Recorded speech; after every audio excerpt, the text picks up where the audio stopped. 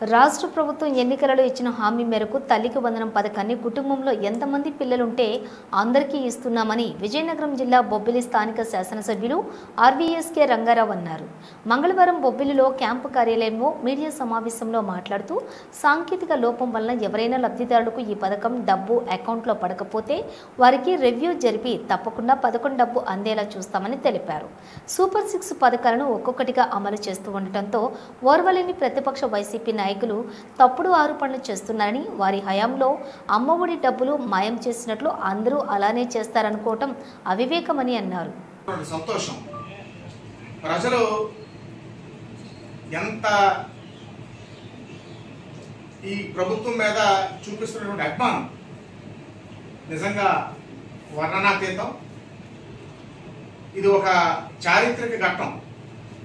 NDA కూటమి ఏర్పడిన సంవత్సర కాలంలో ఆ చిన్నారుల యొక్క తల్లిదండ్రుల యొక్క ఆనందం నిజంగా మాటల్లో వర్ణించలేదని నేను మీకు అందరికీ కూడా ఈ పత్రికాముఖంగా తెలియజేసుకుంటున్నాను.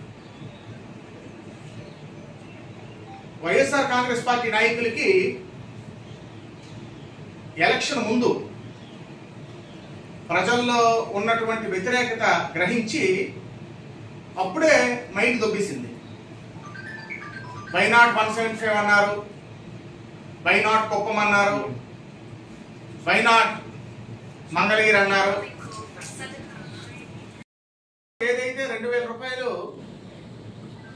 వాళ్ళు సొంత ఖాతాల్లోకి వెళ్ళాయో, అవినీతి జరిగిందో, నాశనకమైన పనులతోని ఈ ప్రభుత్వం కూడా అలాగే చేస్తాను అనుకుంటున్నాను. ఈ రాష్ట్ర ప్రభుత్వంలో one of the most transparent ministries Pawan Kalyan గారితో పాటు లోకేష్ గారిని.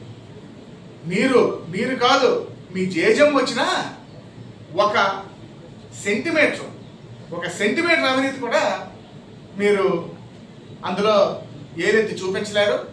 ఏదో అక్కస్తోనే మీరు ఏదైతే సెంటిపేలాపన పేలుతున్నారో దానికి తగిన మూల్యం చెల్లించుకోవాల్సి ఉంటుంది.